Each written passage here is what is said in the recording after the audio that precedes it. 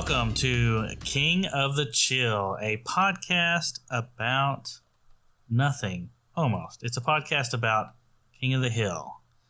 I am your host, Ryan Cole, and I am joined by my co-host. That's right, Terrence Blunt. Thanks for having me on, Ryan. Oh, Terrence. Yeah. So this is a podcast about King of the Hill, and what we'll do is we'll start with the pilot episode, and we'll go through each episode of King of the Hill, as many as we can for how long we have this podcast going, and we'll kind of discuss a little bit about each episode and how it may or may not relate to what's going on in the current times here. And it's one of my favorite shows. I watch it all the time. I've probably rewatched it several times within the last couple months. It's just a show that I keep going back to. Because I do find it humorous, and two, I think it still has a lot of morals and stories that really relate to things that are still happening today. What about you, Terrence? So it's interesting to me. King of the Hill was definitely one of those I was allowed to watch as opposed to Beavis and Butthead. Because aren't they like the same writers, right? Yeah. And then when you were mentioning doing this podcast, and I re-looked and I went through episode 1, I was like, wait a minute, Mike Judge, the same guy that did Silicon Valley that I love so much? Like, yep. I've forgotten all the great people that were involved. Oh, yeah. He was that Mike Judge, man. Like, that dude is a comedic genius. Like, Silicon Valley was such a great show. So he can still come out with hit shows, and I think that's why King of the Hill is still relevant today, because I think it's super relevant. No, I was gonna say I think it's super relevant. It's as I'm sure we'll dive into it. I don't want to give away anything until we get into it. But when you mentioned like we need to watch like the first episode, right? Just kind of reaffirm, rewatch it, right? As I'm sure like we've done way back when, because I mean, what, it was late 90s? Was it 97? Yeah, something like that. Out? Yeah, it was late 90s. Yeah, and so, definitely need to watch it after like over 20 years later. But nonetheless, it is completely relevant today. So I have a lot of thoughts. All right. Well, without further ado, let's just dive on into it. And we'll start off, we'll both kind of go over a summary of the episode. And after each one of us kind of gives our summary, we will have a little discussion about it. So we'll kind of break down the show piece by piece after that. So I'll go ahead and start it off with my summary. So the pilot episode of King of the Hill tells a story of how a game of telephone or gossip, as well as some public displays of anger, leads to our protagonist, Hank Hill, getting into some hot water with CPS. So Hank is shown to be a man that can be quick to anger and is definitely not afraid to let other people know how he feels when they get him angry. This leads to the central conflict in the episode with Bobby Hill, Hank's son, when he is struck by a baseball in a game while not hearing what Hank is telling him to do. So Hank is telling him to keep his eye on the ball, and Bobby either doesn't hear him or is feigning not hearing him.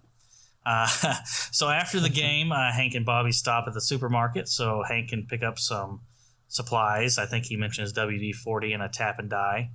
While he's there, he's looking for the hardware department, and he asks a clueless retail worker who has no idea what he's doing. And the retail worker is just kind of pulling him along with pointless questions, and Hank gets visibly upset and finally just lets the retail worker have it and begins yelling at him.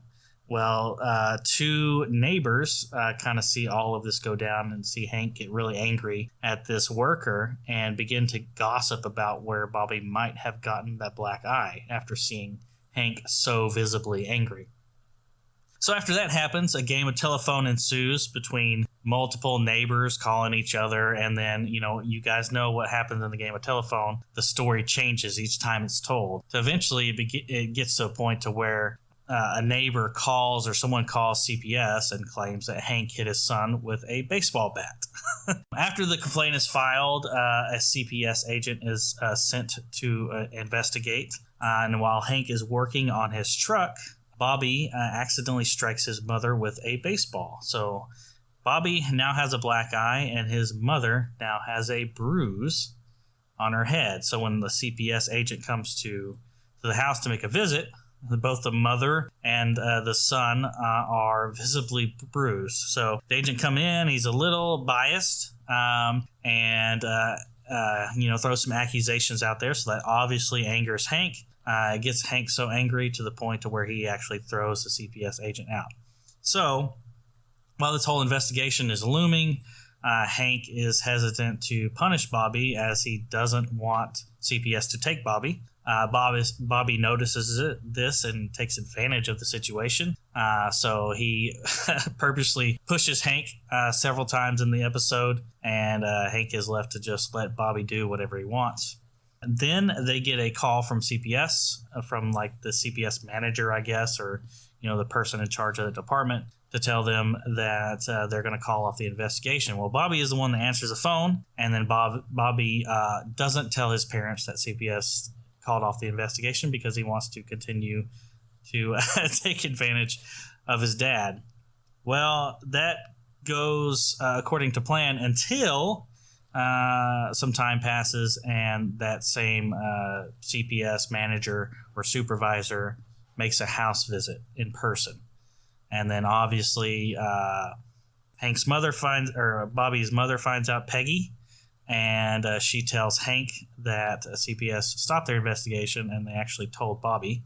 And Bobby did not tell them, so Hank is obviously very angry. But Peggy tells Hank that Bobby only did it because he didn't think his dad loved him all of the time. He didn't think his dad loved him when he messed up. So Hank is also a guy, not only is he a guy that gets angry easy, but he's a guy that struggles with emotions and being vulnerable. And he also struggles with emotional situations. So he bears through this emotional situation, this emotional talk with his son, and eventually, tells his son he loves him no matter what, and that he's never been disappointed of him, that he's never been a disappointment to him.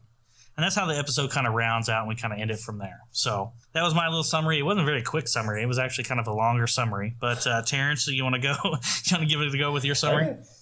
Yeah, I mean, look, that honestly, like you summarized it to the T from start to finish, right? It'd be kind of hard to do it, not repeat it. I guess what I could maybe add and take it a step further without diving in too deep, and just like at any point, like interrupt if something stands out. But it's interesting that you mentioned that one. I think is the pilot episode. What I find to be so interesting is a show called King of the Hill. When you look at it and you see a bunch of rednecks, it also makes me kind of pause and think, wait a minute.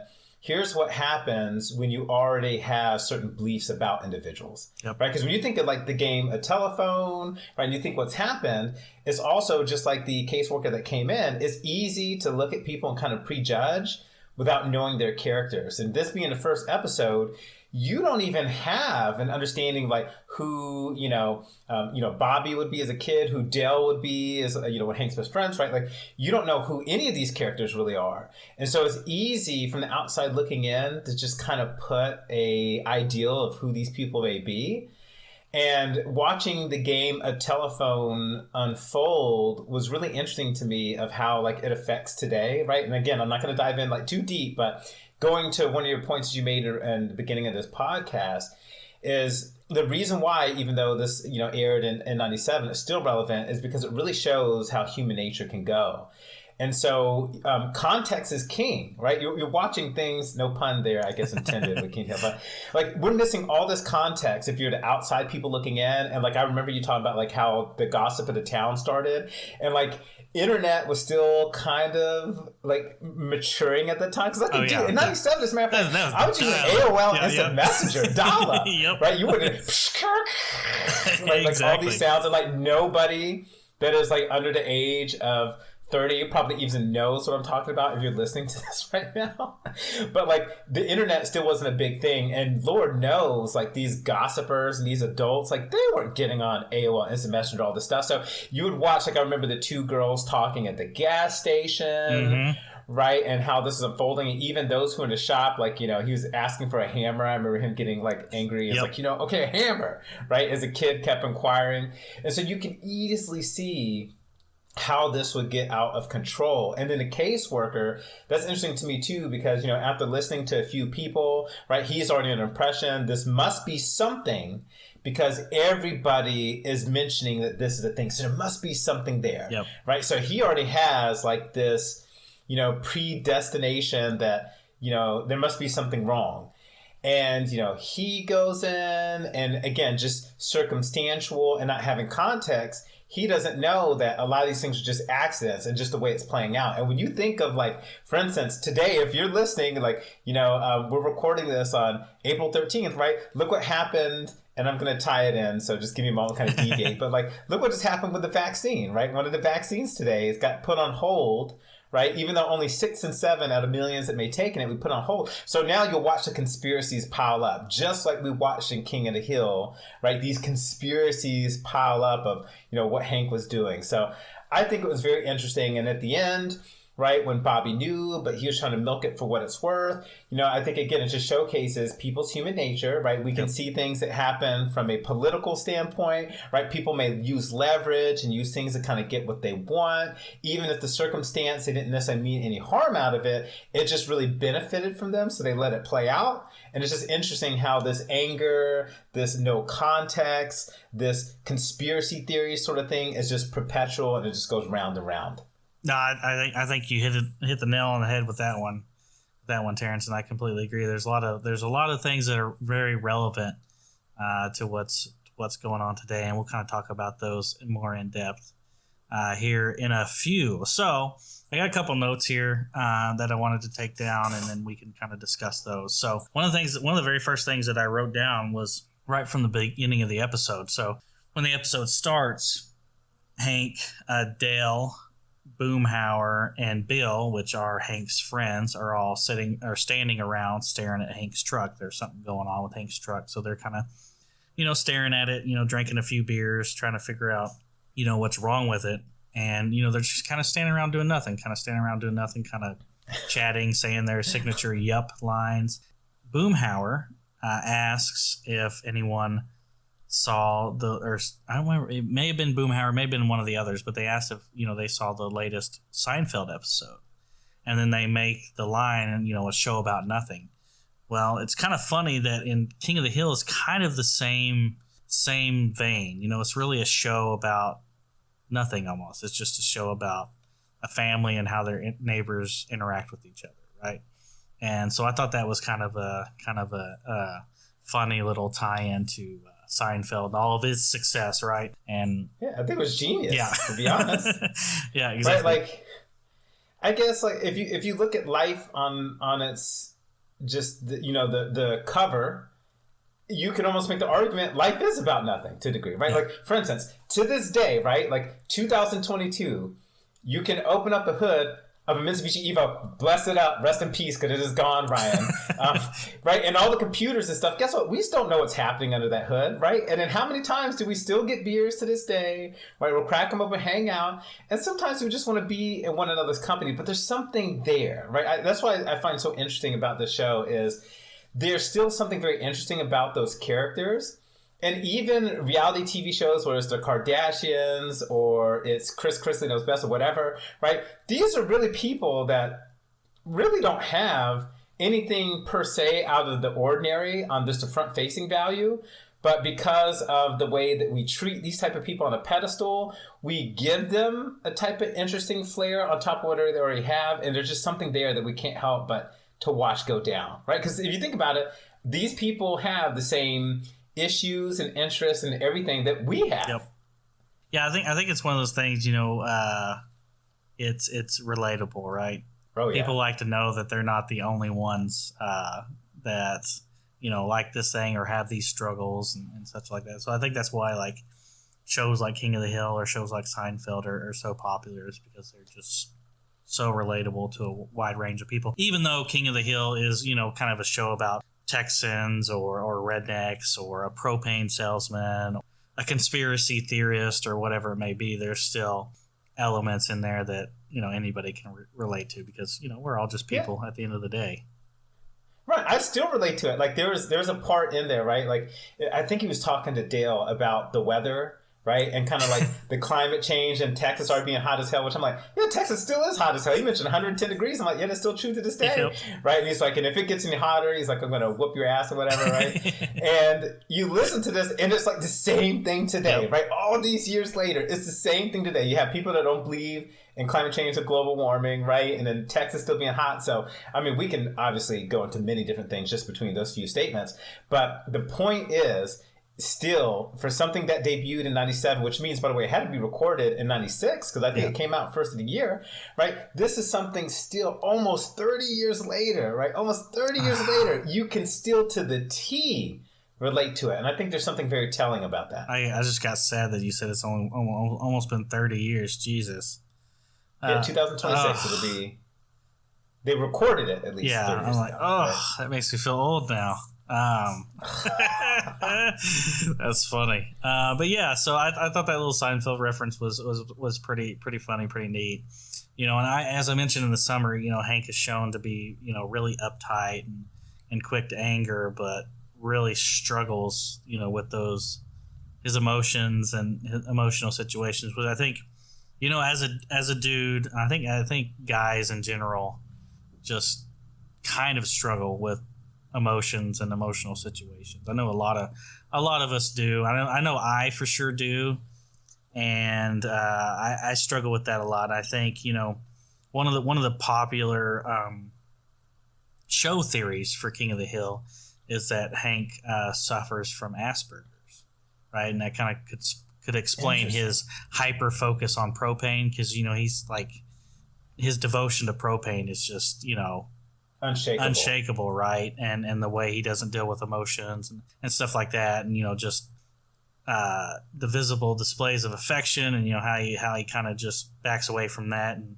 you know, not to get too personal on here, but, you know, my son is on the spectrum, and he has kind of those same things. But, you know, honestly, you know, I kind of have some of those similar things where, you know, I'm not comfortable in emotional situations. I don't really like to show emotions and, you know, that kind of stuff. And I've always had really bad anxiety, which is really weird considering what I do for a living.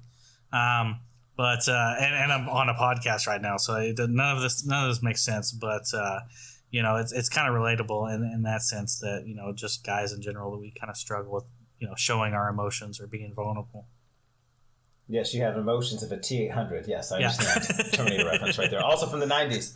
Yeah, it's really difficult, right? Like, and I think it's circumstantial, like the different family situations you have rose up in. But even then, I think there's always this relatable element. Like for me, I grew up mostly by a single mom, and so I'm very in tune with my emotions. But at the same time, there are certain ones that are harder for me to express. Like, prime example, I have no problem expressing, you know, love and like the usual emotions that a lot of men have trouble expressing. But I do have a tough time expressing anger.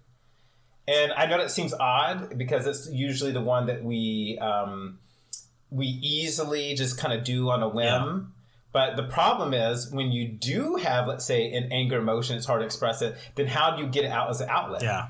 Right. And then that right there can make you a little bit vulnerable of how, you know, usually you keep it in, and all of a sudden you burst.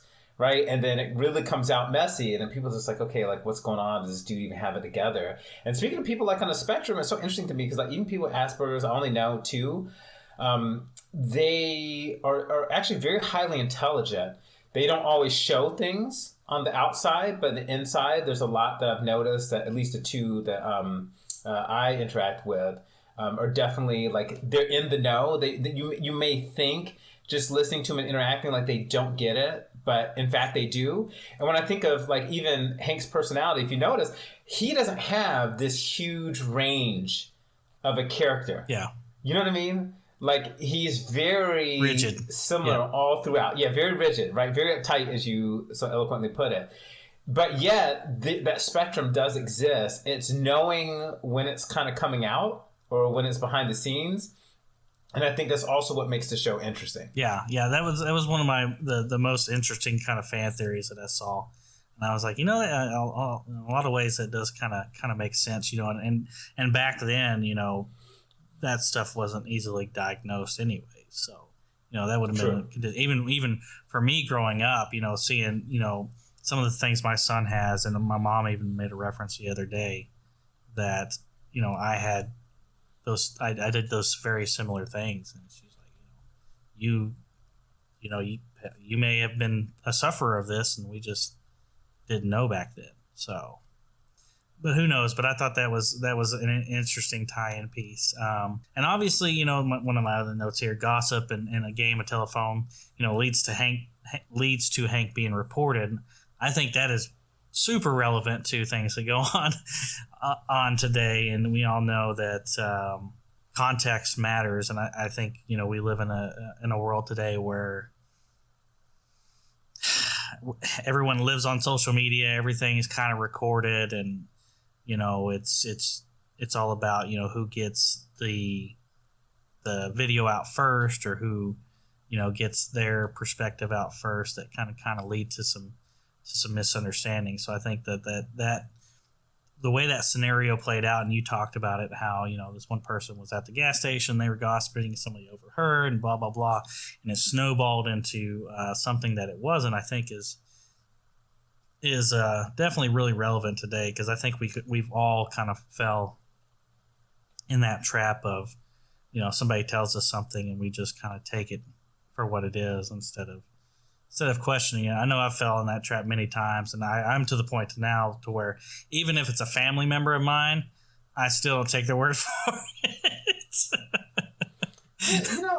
You point out something, I don't know, very, very interesting to me, because they're different, but at the same time so similar. And I know this seems a little bit, contradicting, but it's like, okay, for example, during the King of Hill times, right, information moved really slow. Yeah. So because you didn't have the internet and everything else, people using word of mouth. So it may have taken a minute, but because it's word of mouth, to your point, game of telephone, right? And then, things change and morph quickly, even though the information moves slow. And then in today's time, to your point of everybody trying to be the first, see, information moves fast, but because it moves so fast, context moves slow, and then we got this missing element. So it's funny, while they're both on the opposite spectrums of one another, but they're really causing the exact same result. Yeah, that's an interesting take. Yeah, that's definitely true, and that's often what happens is in that race. The context is slow to catch up, and then by the time context catches up, the topic isn't hot anymore, right? It's not hot anymore. It's not driving clicks. So yeah, I mean, that's kind of an unfortunate thing about the times we live in today. I feel kind of bad for kids that are growing up right now, and basically their entire lives are going to be on the internet. So they won't get to enjoy all the things that we did when we were growing up, Terrence, and all the privacy that we had. It's a blessing and a curse. It's so weird because, for us, obviously if we did something, it would take Peggy, the next door neighbor, to catch us, right? Then tell, Elise next door, and eventually gets back to mom, whatever, right? So it really took some time for these things to come through, and either people held your secrets or they didn't. And then with the technology these days, kids get other value sets. Like, for instance, I don't know about your baby photos, but most of mine are physical. And if I want to preserve them, I'm going to have to, take photos and everything else. Where my kids not only get literally every day of their lives, in a sense, kind of documented, which in a sense will make them immortal one day, eventually when they do pass on, these since they're just kids. But I even make small little videos that I address to my kids. Recently, right, car accident, right, I kind of leave them how I'm feeling, right, how it felt to not see them for 3 weeks, right, all these different things. So, kids have a blessing and a curse of that technology. And it's interesting to me because I think what's changed the perception. So real quick example. When you and I were growing up, the perception of freedom was a car. Mm-hmm. So we get the car, right? Once you got the car, you can meet your friends at the mall, right, during the weekend, which of course, thank you, COVID. Probably no one knows what a mall is. But anyways, you go meet your friends at the mall or whatever, right? There's this girl you were dating or whatever, right? Then you can meet up with her and you can go find some privacy, all these different things.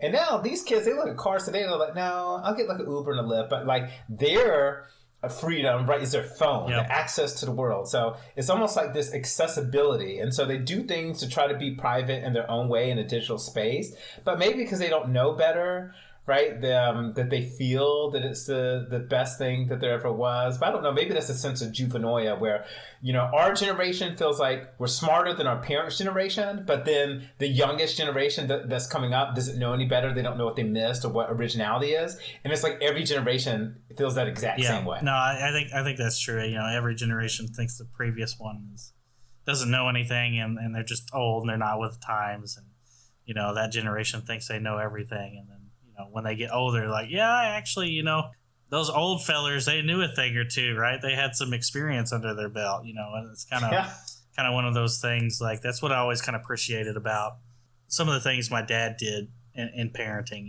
He would always, instead of just telling us we couldn't do something, I mean, he would tell us we couldn't do something, but he would really take the time to explain, this is why you can't do it, because I did this.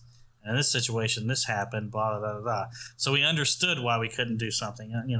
Not all the time did we take his advice. We still did it anyways.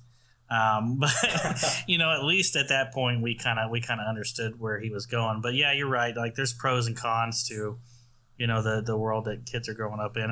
One of the biggest pros is certainly, having information at your fingertips, right? Like, you can learn anything easily, and that's a great tool to have. But I think one of the biggest cons is there's not a whole lot of room for mistakes, right? You don't hardly, if it's documented anyways, like, you don't have the opportunity to make a lot of mistakes. When you do make a mistake, oftentimes kids are if they're blasted on the internet, they're bullied, and that mistake's out there, and it doesn't seem like there's much room now for forgiveness for mistakes.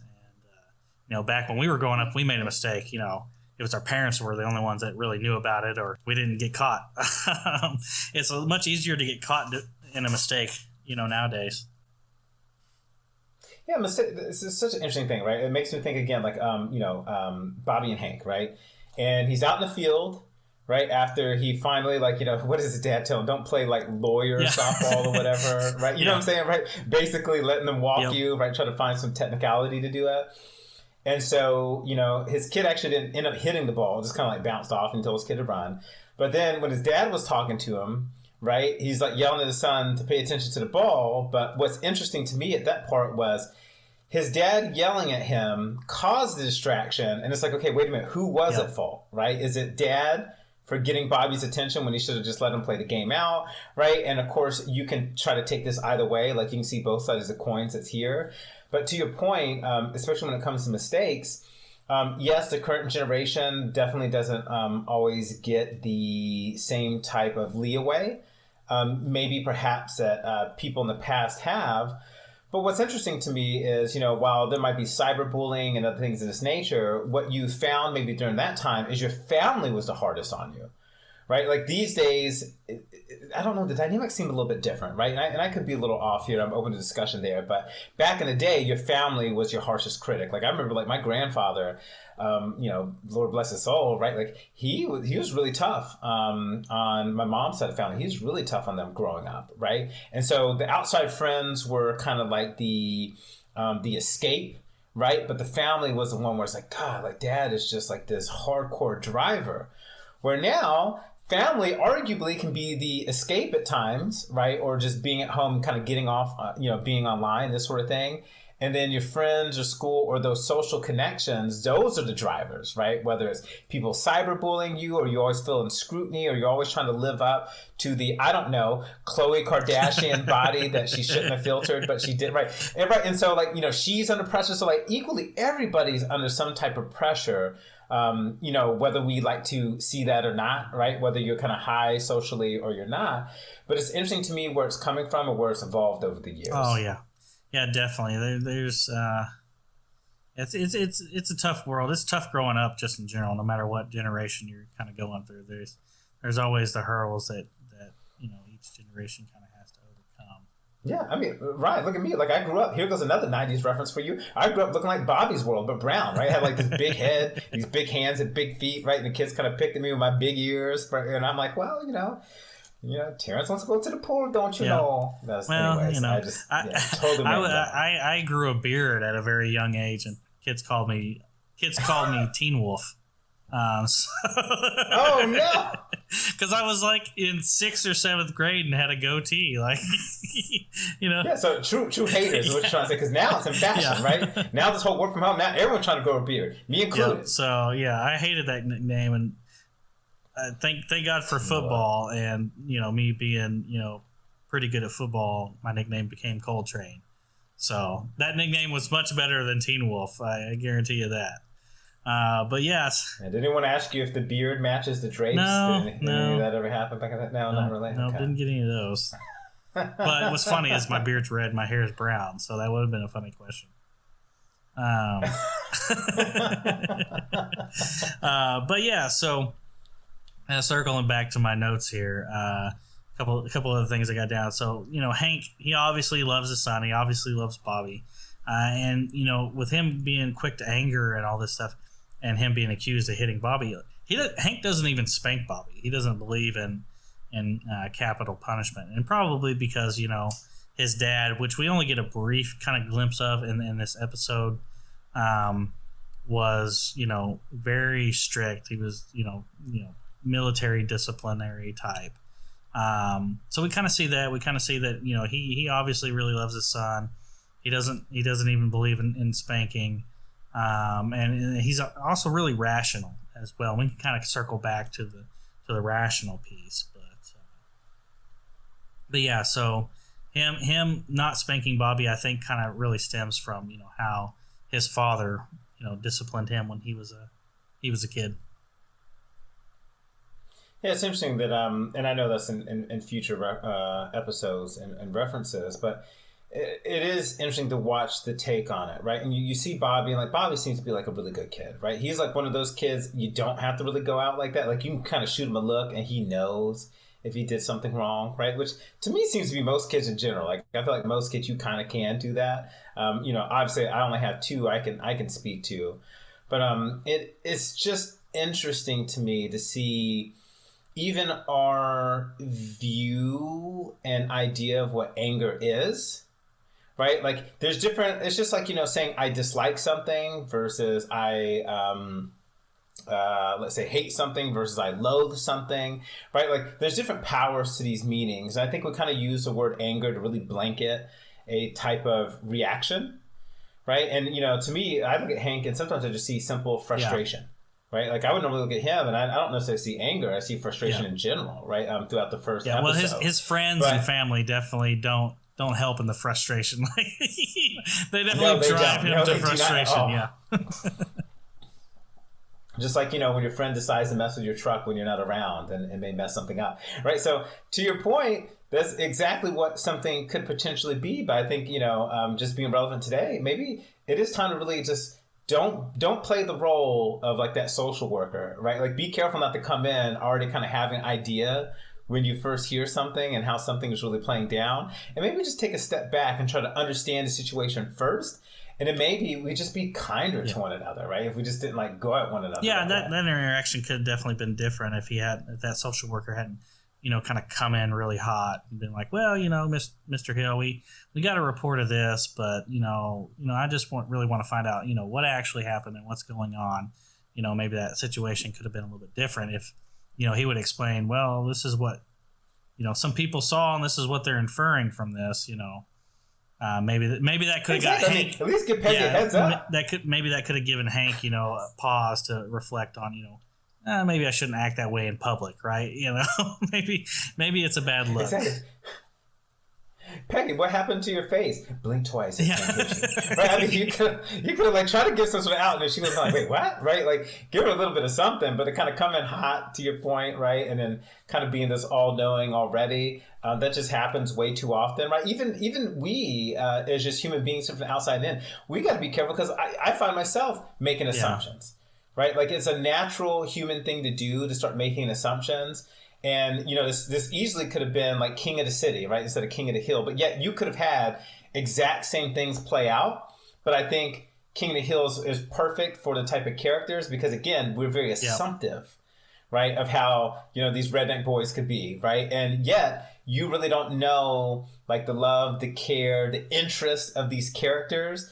And you might not be able to be like, wait a minute, this might be called King of the Hill. I might be this city slicker over here, right? But at the same time, wait a minute, I have more in common with them than I actually don't. And which, again, I find to be interesting. And that's one of the really reasons I really love this show, right? Like I said before, the relatability of it. So, Hank gets mad, but he also, he does have, he has these feelings that he just doesn't really, he struggles to get them out. Just like, when, because we see Luann a little bit, which is his niece. Just briefly in the episode, we're kind of introduced to her a little bit, but her lock the door. Yeah, lock the door. Her parents have a fight, and her mom's sent to jail or whatever, and the trailer tips over, right, and she comes running and cries to Hank, which is funny that she goes to Hank and instead of Peggy, which is her blood aunt, and Hank's just uncle by marriage, but she seems to always go to Hank. Which is father figure. Yep. And so she runs to him, and is crying to him about it, and he doesn't know how to handle it. And, he's always trying to get Luann out of the house or what have you, but he kind of relents in that moment and says, well, you can stay with her and you can even drive my truck or whatever, kind of thing. So so he has those moments where he struggles with his emotions, but you can tell that he really is inside he's gooey, but very, very hard exterior. But going back to that, the Hank is rational. It's kind of one of the things we kind of talked about, how the people around him definitely play into his irritability, and we kind of see that with Dale a little bit, and we see the beginnings of what's going to happen in later episodes where Dale is always kind of a thorn in Hank's side. But Dale is obviously the conspiracy theorist of the show, and you kind of mentioned this a little bit briefly with the global warming and the stuff like that. So Dale is obviously that character that is like an Alex Jones type character. That's the kind of best way that I can put it, where just about any imaginable conspiracy theory that you can think of, Dale is one to talk about it. And Hank comes from that rational position to where because Dale mentioned something about if we should just let the weather go where it's at or something like that, or I don't remember the exact line. He goes, and then we'll be, I don't remember what he says, something about oceanfront property in like Canada or something like that. I can't remember what the exact line was. Alaska. Maybe that's Alaska, what it is. Right? Like, it'd be like cooking something, or making something warming the beach in Alaska or something like that. And Hank's like, "You idiot! If that happens, Texas is going to be underwater." One of those kind of things. So Hank's always kind of like bringing Dale back to reality, and he kind of does this with his other friends and his family members. He's that anchor that kind of grounds everybody back to being rational. Yeah, well, he's not only king of the hill of his family, right, but even of his friends, right? There's something about him that seems to kind of elevate in a place that seems to have this nothingness, as it were, right? Like this, like Clark Kent being in the middle of Kansas doesn't seem to be anything appealing, right? But you got this interesting special character that kind of stands out. And Hank, for him, he stands out in this area. I mean, even the way the show starts, there's nothing special about it. They're literally sitting there having beers. Life is passing by. They're not doing anything but doing what they always do. But all these interesting things happen. Like girl's car breaks down, they change the tire, move, right? There's a lot of interesting things happening right there, even in the intro. Yep. But again, you can't help but to kind of keep your eye on Hank and say, there's really something different and interesting about this character. And so him kind of being the king of the hill, it's like, okay, when is this guy going to kind of rise to the occasion, right? You see these different things happening, these different things playing out. He's a very logical person in a place. And again, we don't want to be too assumptive because we're on episode 1. We want to let things play out. So if you haven't seen the show, like maybe go watch them as these podcasts occurs. But it's easy to say, oh, these people are just day in and day out doing the exact same thing. They're not learning anything new. They're not elevating, right? Again, that kind of perception about what a type of people may be. But as it really unfolds, you find out there's a lot more complexity to them than we give credit for. No, exactly. And as we kind of go further, that the CPS agent, he's doing his investigation, and he goes and interviews the neighbors, right? And, Hank's friends, and we see him interview Dale, and Dale's sitting there smoking a cigarette, as he normally does, and he's like, "Oh, Hank's got a lot of problems," or whatever. We don't really know what he's getting at there, but then the CPS agent, asks Dale if he ever hits his son, and Dale's like, "No, never." He's like, that's his pride and joy. And then he goes and he questions Boomhauer, and of course he can't understand what Boomhauer is saying. So he just leaves, and then he requests to have the kid removed anyways, and that's when the supervisor's like, well, you interviewed the neighbors, you couldn't find any evidence of abuse, but you requested it anyways. And he's like, yes. And then the supervisor asks him, how was the coach? I don't remember the coach's name. And he's like, who? He's like, the Little League coach. He goes, you did interview him, right? And obviously the agent didn't interview the coach. So that was kind of the problem with that CPS agent was, he came in there with a bias. And because he had that heavy bias, he couldn't properly do the investigation. Because in his mind, Hank was already guilty. So the well was already poisoned. So he was going to get to that outcome one way or another. And we kind of see this sometimes play out, in today's world where, there's a poisoning of the well, and we think we know, what the answer is. And then we don't see all the evidence around it. But that's really what kind of drives this episode is Hank, not having an outlet for his frustrations, which leads to that game of telephone, which leads to the CPS agent who is from, they make mention that he's from California or something like that. And obviously this show's in Texas. And so there's a different culture clash there. So he already has an idea of what he thinks Texans are. Anyway, so it's a series of blocks that, just kind of tumble down. It's one of the, it's the grains of sand that make the heap, right? So it's all these little bitty things coming together that kind of lead to what happens in this episode. Yeah, it's interesting because even though we're like this third party kind of viewing in, we're kind of all the child protection service. We're all kind of that character, right? And what I mean by that is as we watch it unfold, we're already piecing together exactly what we would be thinking. You know what I mean? We can see it okay, wait a minute, kid gets hit by baseball, then he goes, then dad's being angry. And you can see before the two girls are even talking, there's a moment there where you see the two there anyway. And as it's happening, I'm watching, I'm like, oh yeah, they're going to oversee this and think he totally hit his kid. Right? Then it happens. I'm like, oh snap. And I was like, oh no. Peggy, he's throwing the ball. And it shows Bobby throwing the ball at the wall and you can see the little dents in the wall. And I'm thinking, wait a minute. Child Protective Service is about to show up. Peggy's already by the TV, oh no, he's going to hit mom and it's going to look like Hank did it. Sure enough, it happens. And so, again, while we're this third person kind of viewing in, it's interesting to me that I really looked at it and I'm like, you know what? No, I think kind of the lesson to be learned here is we got to be careful not to be this one guy that thinks he knows what's happening, can kind of foresee things, right? Things kind of start to align, feeds into conspiracy theories it was. But don't be that guy. Try to be the logical person like Hank. Right, it's interesting to me how it really played out. And the episode kind of shows even when you're the more rational or logical person, that you can still fall into that trap and feed into irrationality, and that's kind of what Hank does. In his interactions with the CPS agent, he doesn't do himself any favors in that interview. He gets mad at the CPS agent and tells him, he's basically going to kick his ass if he doesn't leave, kind of thing. So he's not helping his situation at all. So, even people that are rational can do irrational things for sure. But, go ahead. Yeah, and you bring up another good point, right? So maybe the real crux of the story is we're both of them all at once, right? So we're the CPS guy, but we're also Hank. Right, so like for instance, when, he's writing down all this information, CPS guy, Hank's like, oh, what are you doing all this writing for? You don't have to write his no.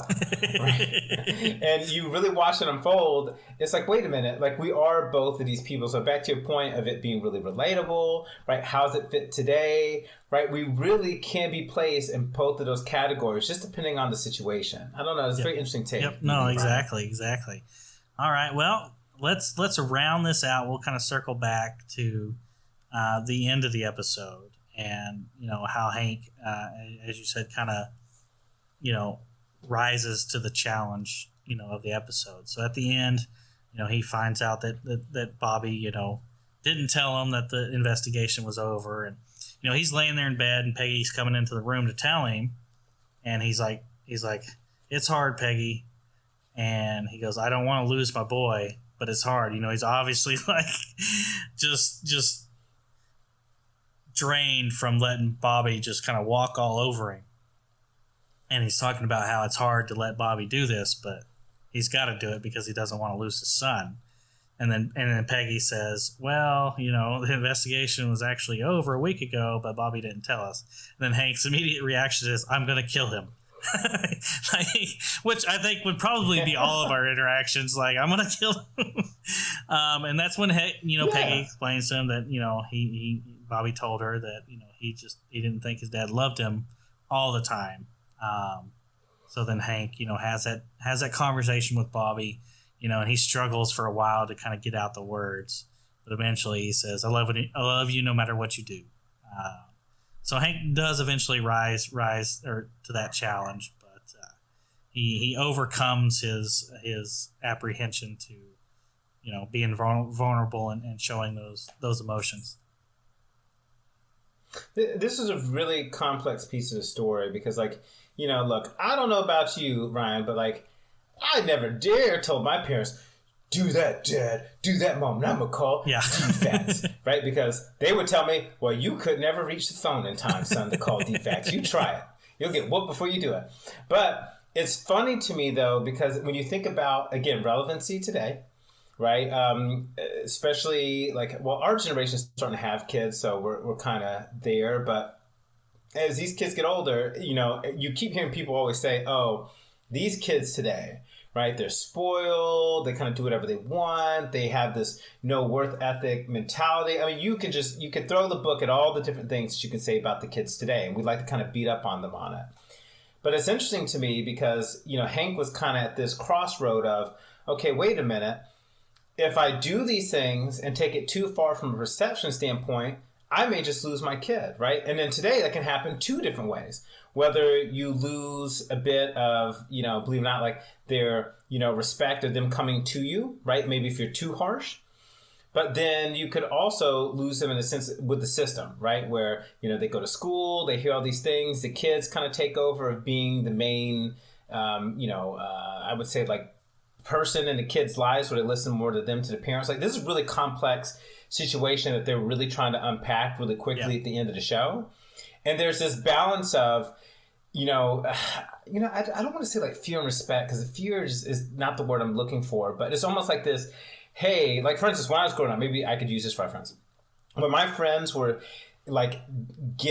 ditching school, or when they were sneaking out of the house, I didn't do it because I had freedoms that I earned or kind of early on. And I was like, I dare not do this, because if my mom finds out, not only will I lose my 10:30 p.m. curfew, which at the time for me in high school, that was actually pretty late as opposed to my friends. I didn't dare want to lose that, and all these different benefits and these trusts. I worked too hard to get it, so I did not want to lose it. So there was no way I was going to risk it. And there was this combination of my mom being a little bit more giving. She started out super tight in life and then slowly loosened up. And when I see Hank, I can kind of think of that of, he starts off tough on his kid, right? And he's doing this for a reason, even though the kid might not necessarily understand it, right? And, you look back at your parents and sometimes you got really angry with them when they did things, and they seem to be angry with you, but it's not that they were angry with you, but they're trying to prepare you and condition you, because there's going to be these things called consequences.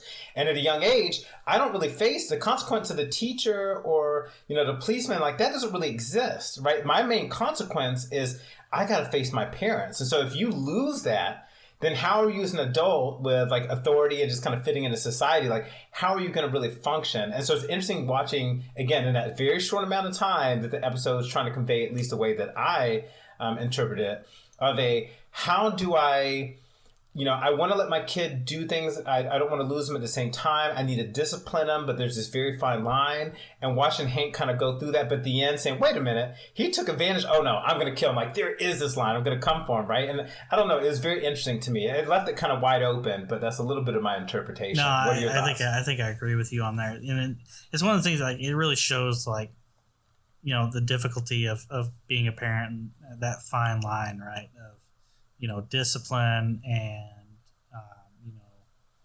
freedom, right?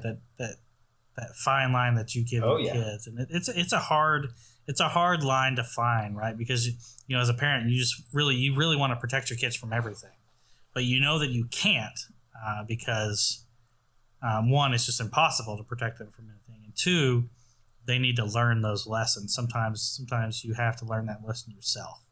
No matter how many people tell you, no matter who tells you, some things you're just not going to believe until you experience it, yourself. So it's kind of one of those things that it really shows, that line between, being overprotective and being too relaxed on that. I think, your example that you gave of the way your mom parented, I think that's a good way to do it. Honestly, is, if you can teach your kids that, actions and consequences, and give them some perks, let them earn things, and then the consequences of doing these bad things and taking those away. I think is more effective than some of the older methods of parenting. I'm not necessarily saying there's something wrong with spanking, but I just don't think it's always that effective.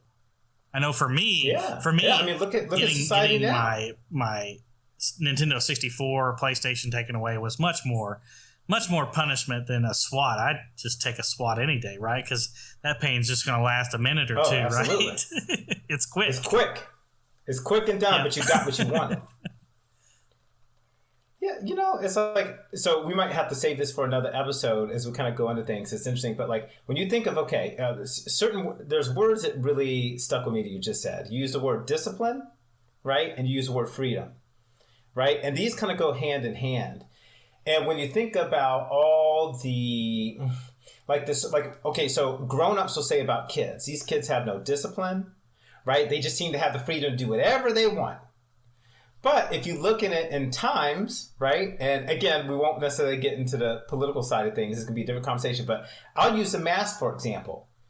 The discipline is we all want the same thing. We all just want to go about our lives. We all just want the freedom to do what we want to do. But if we don't have a discipline as a society to say, wait a minute, it's not just about me, it's about us collectively, like we got to get it together, right?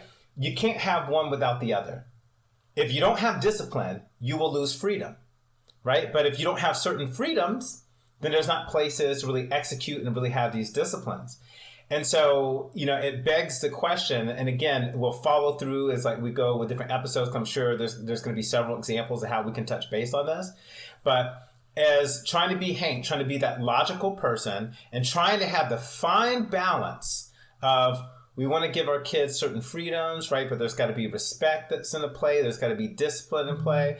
I think from a intro perspective, right, point of view, we have got to be very careful of even like how our own actions really kind of come into play, right? If that makes any sense. Like just taking a deep look and saying, okay, wait a minute, is what I'm doing or what am I portraying, is that really the reasoning behind something? So again, I'll leave that because I know like we could totally dive in to something there, but I think that's very interesting how these two things really do go hand in hand. I think there's lots of topics. It's kind of funny just in this one, 20 and something minute episode, 26 minutes or however long, 27 minutes, however long this episode is, that there's so much to unpack and discuss here that we've recorded a podcast that is, about as twice as long as the episode itself.